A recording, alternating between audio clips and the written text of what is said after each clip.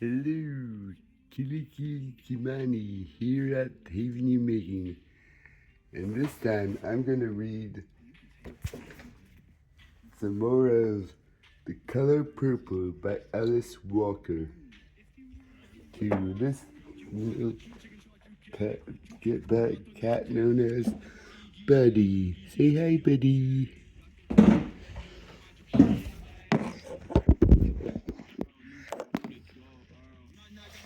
Yeah.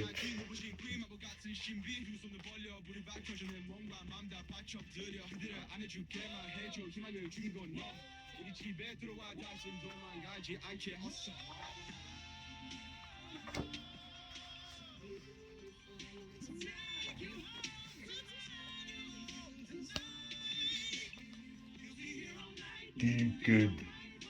Now that I knew Albert hiding Nettie's letters, I know exactly what they is. They in his trunk. Everything that means something to Albert go in his trunk. You keep it locked up tight, but sure can get the key. One night when Mister and Grady are gone, us open the trunk.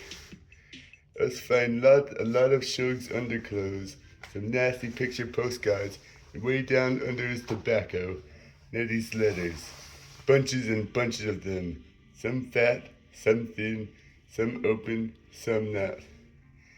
How is gonna do this? I asked Shug. Simple, she say. We take the letters out of the envelopes, leave the envelopes just like they is.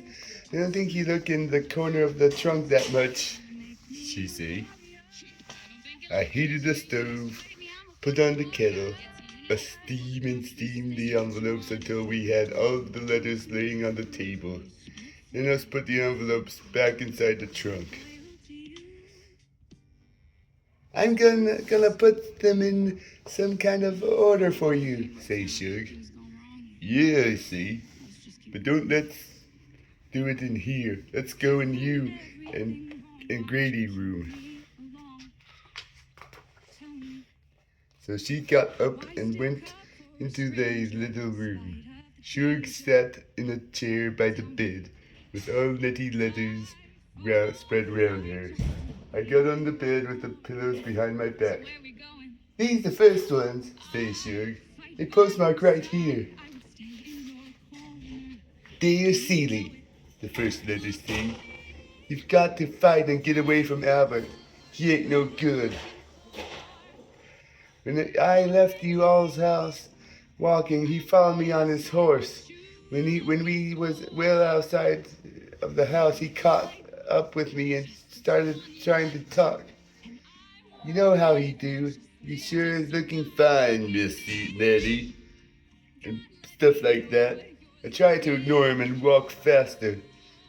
But my bundles was heavy and the sun was hot. After a while, I had to rest.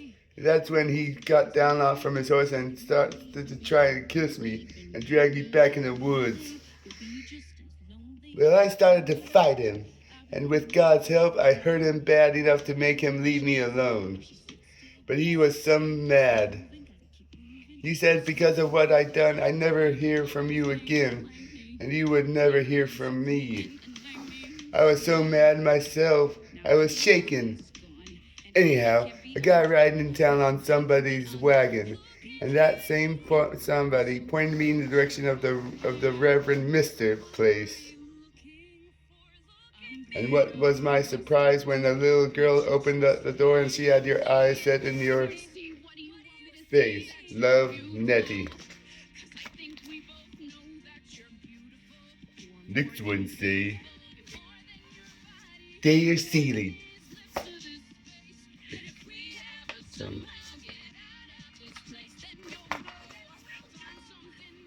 I keep thinking it's too soon to look for a letter from you.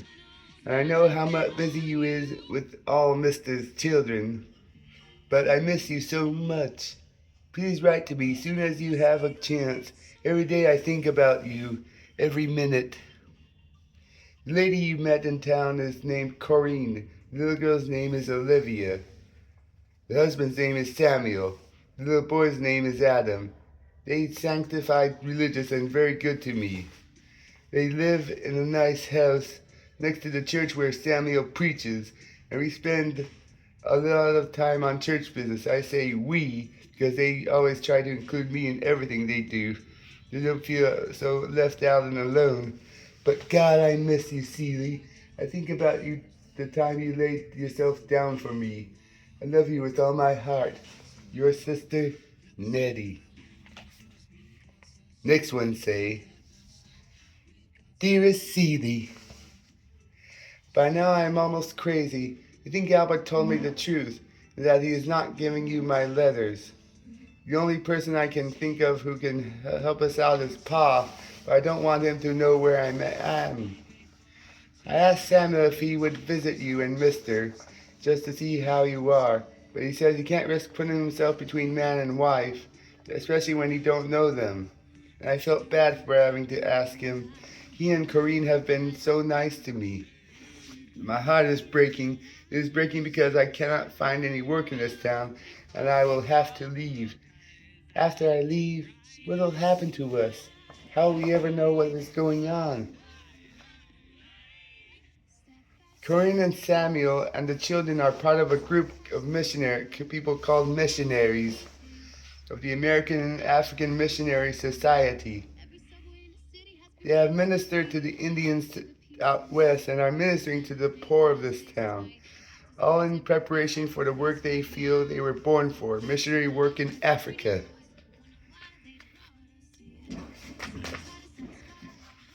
I dread parting from them because in the short time we've been together, they've been like family to me. Like family. Might have been, I mean. Write if you can, here are some stamps. Love, Nettie. Next one, that dated 2 months later, say, Dear Celie, I wrote a letter to you almost every day on the ship coming to Africa. But by the time we docked, I was so down, I tore them into little pieces and dropped them into water. Albert is not going to let you have my letters, so what use is there in writing them? That's the way I felt when I tore them up and lent them to you on the waves. But now I feel different.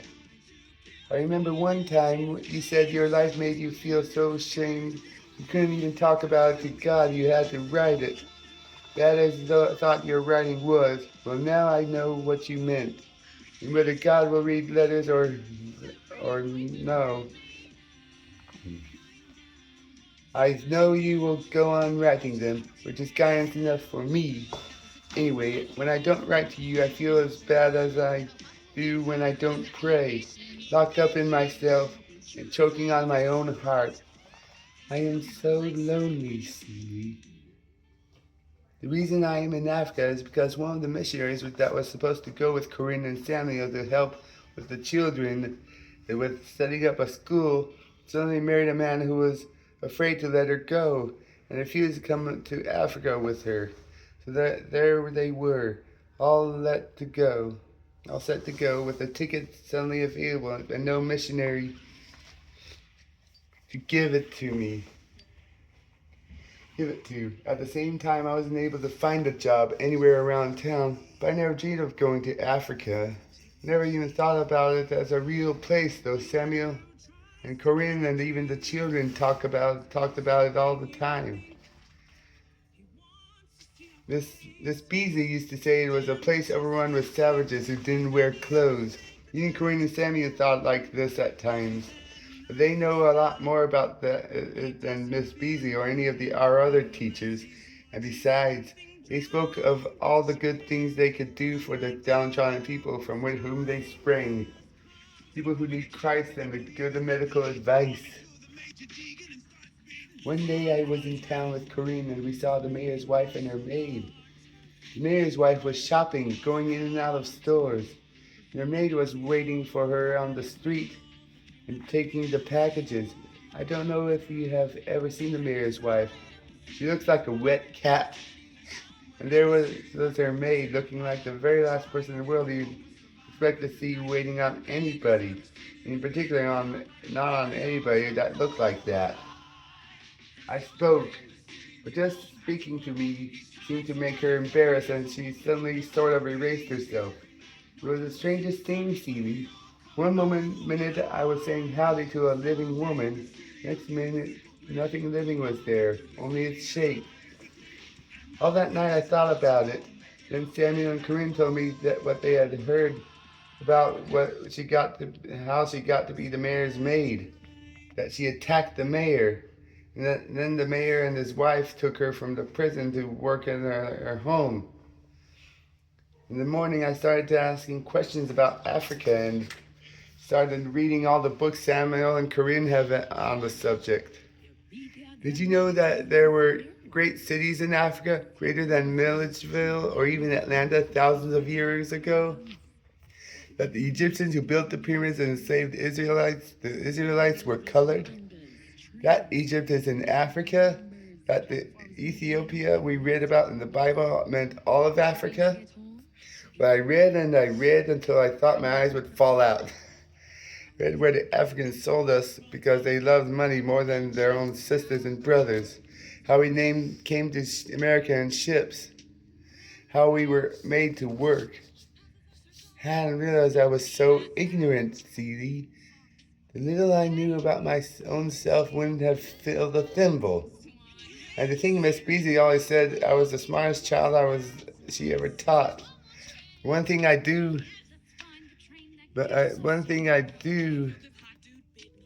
thank her for teaching me to learn for myself by reading and studying and writing her a clear hand, and for keeping alive in me something to desire to know. When Corinne and Samuel asked me if I would come with them and help them build a school in the middle of Africa, I said yes. Only if they would teach me everything they knew to make me useful as a missionary and someone they would not be ashamed to call a friend. They agreed to this condition, and my real education began at that time. They have been as good as their word, and I study every night and day. Oh, Seeley, there are colored people in the world who want us to know, want us to grow and see the light. They are not all mean like Pa and Albert, or beaten down like Ma was. Corinne and Samuel have a wonderful marriage. Their only sorrow in the beginning was that they cannot have children. And then they said God sent them Olivia and Adam. I wanted to say God has sent you their sister and aunt, but I didn't. Yes, their children sent by God are your children, Seeley. And they are being brought up in love, Christian charity, and awareness of God. And now God has sent me to watch over them, to protect and cherish them, to lavish all the love I feel for you on them. It is a miracle, isn't it? And no doubt impossible for you to believe. But on the other hand, if you can believe I am in Africa, and I am, you can believe anything. Your sister, Nettie.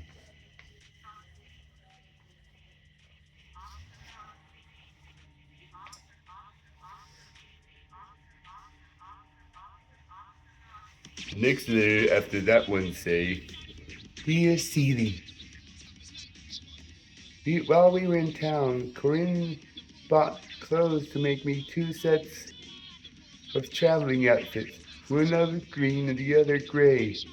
Long gorge skirts and jackets to be worn with white cotton blouses and lace-up boots. She also bought me a woman's boater and a checkered band. Although I work for Corinne and Samuel and look after the children, I don't feel like a maid. I guess it's because they teach me. And I teach the children, then there's no beginning or end to teaching and learning and working. It all runs together. Saying goodbye to our church group was hard, but happy too. Everyone has such high hopes for what can be done in Africa. Over the pulpit there is the saying, Ethiopia shall stretch north her hands to God. Think what it means that Ethiopia is Africa. All the Ethiopians in the Bible were colored. It had never occurred to me. So Hi, good to see hello. you. Hello. Right behind think about. It had never occurred to me though, when you read the Bible, it is perfectly plain if you pay attention only to the words. It is the pictures in the Bible that fool you. Pictures that illustrate the words. All the people are white, and so you just think of all the people from the Bible were white too. But really white people lived somewhere else during those times. That's why the Bible says that Jesus Christ had hair like lamb's wool. Lamb's wool is not straight, Stevie. It isn't even curly. What can I tell you about New York? Or even about the train that took us there? We had to ride in the sit-down section of the train, but Seeley, there are beds on the train, and a restaurant, and toilets. Beds come down, hello, out of the walls, over the tops of the seats, and are called berths. Only white people can ride in the beds and use the restaurant, and they have different toilets for them colored. One white man on the platform in South Carolina asked us where we were going. We had got off the train to get some fresh air and to dust the grit and dust out of our clothes. When we said Africa, he looked offended and tickled too. Negroes going to Africa, he said to his wife. Now I have seen everything. When we got to New York, we were tired and dirty, but so excited. Listen, Celie, New York is a beautiful city and colored on a whole section of it called Harlem. There are colored people in more fancy motor cars than I thought existed, and living in houses that are finer than any white person's house down home. And there are more than 100 churches, and we went to every one of them. And I stood before each congregation with Samuel and Corinne and the children, and sometimes our mouths just dropped open from the generosity and goodness of those Harlem people's hearts. They live in such beauty and dignity, Celie. And they give and then reach down and give some more when the name Africa is mentioned. They love Africa. They've defended at the drop of a hat. And speaking of hats, if we had passed our hats alone, they would not have been enough to hold the donations to our enterprise. Even the children dredged up their pennies. Please give these to the children of Africa, they said. They were all dressed so beautifully too, Celie. Wish you could have seen them. There's a fashion in Harlem now for boys to wear something called knickers. Sort of baggy pants.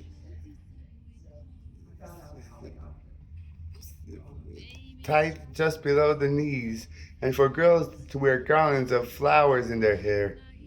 They must be the most beautiful children alive, and Adam and Olivia couldn't take their eyes off of them. Then there were the dinners we were invited to, the breakfasts, lunches, and suppers. I gained 5 pounds from tasting. I was too excited to really eat. And all the people have indoor toilets, and gas and electric lights. Well, we had to study 2 weeks to study in the Olinka dialect, which the people in this region speak. Then we were examined by the doctor, colored, and given medical supplies for ourselves and for our host village by the Mission Society of New York. It was run by white people, and they didn't say anything about caring for Africa, but only about duty. There is already a white woman missionary not far from our village who has lived in Africa for the past 20 years. She is said to be much loved by the natives, even though she thinks they are a different species from what she called Europeans. Europeans are white people who live in a place called Europe. That is where the white people down home came from. She says an African daisy and an English daisy are both flowers, but totally different kinds. Man at the society says she is successful because she doesn't coddle her charges. She also speaks their language. He is a white man and who looks at us as if we can't possibly be as good with the Africans as this woman is. My spirit sort of drooped after being at the society. On every wall there was a picture of a white man. Somebody called Spake, somebody called Livingston, somebody called Daly, or was it Stanley? I looked for a picture of the white woman but didn't see one. Samuel looked a little sad too, but then he perked up and reminded us that there is one big advantage we have. We are not white. We are not Europeans. We are black like the Africans themselves. That we and the Africans will be working for a common goal, to uplift of black people everywhere. Your sister, Nettie. Dear Celie, Samuel is a big man. He dresses in black almost all the time, except for his white clerical collar. And he is black. Until you see his eyes, you think he's somber, even mean. But he has the most thoughtful and gentle brown eyes. He says something that settles you, because he never says anything off the top of his head, and he's never out to dampen your spirit or to hurt. Corinne is lucky to have him as her husband. Let me tell you about the ship. Ship called the Malaga was 3 stories high. And we had rooms called cabins with beds. Oh, Celie, just lie in a bed in the middle of the ocean. And the ocean, Celie, more water than you can imagine in one place. It took us 2 weeks to cross it. And then we were in England, which is a country full of white people, and some of them were very nice and with their own anti-slavery and missionary society. The churches in England were also very eager to help us, and white men and women look just like the ones at home, invite us to gatherings and into their homes for tea, talk about work. Tea to the English is really a picnic indoors. Plenty of sandwiches and cookies and, of course, hot tea. We all used to use the same cups and plates. Everyone said I seemed very young to be a missionary, but Samuel said that I was very willing and that, anyway, my primary duties would be helping with the children and teaching a kindergarten class or 2. Our work began to seem somewhat clearer in England, because the English have been sending missionaries to Africa and India and China and God knows where all for over 100 years. And the things they have brought back. We spent a morning in one of their museums, and it was packed with jewels, furniture, fur carpets, swords, clothing, even tombs from all the countries they have been. From Africa, they have thousands of vases, jars, masks, bowls, baskets, statues. They are all so beautiful. It is hard to imagine that the people who made them don't still exist. Yet the English assure us they do not. Although Africans once had a better civilization than the Europeans, though of course even the English do not say this.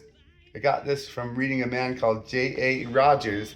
For several centuries they have fallen on hard times. Hard times is a phrase the English love to use when speaking of Africa. It is easy to forget that Africans' hard times were made harder by them. Millions and millions of Africans were captured and sold into slavery, you and me, Celie, and whole cities were destroyed by slave-catching wars. Today, the people of Africa, having murdered or sold into slavery, their strongest folks, are riddled by disease and sunk in spiritual and physical confusion. They believe in the devil and worship the dead, nor can they read or write. Why did they sell us? How could they have done it? And why do we still love them? These were the thoughts I had as we tramped through the chilly streets of London. I studied England on a map, so neat and serene, and I became hopeful, in spite of myself, that much of good for Africa is possible, given hard work and the right frame of mind. And then we sailed for Africa, leaving Southampton, England, on the 24th of July, and arriving in Monrovia, Liberia, on the 12th of September. On the way, we stopped in Lisbon, Portugal, and Dakar, Senegal. Monrovia was the last place we were among people we were somewhat used to, since it is an African country that was founded by ex-slaves from America who came back to Africa to live. Had any of their parents or grandparents been sold from Monrovia? I wondered. And what was their feeling once told as slaves, now coming back with close ties to the country that brought them to rule? Seeley, I must stop now. The sun is now not so hot now, and I must prepare for the afternoon classes and vesper services. Wish you were with me, or I with you. I love your sister, Nettie. With that, we must end here. We must end here.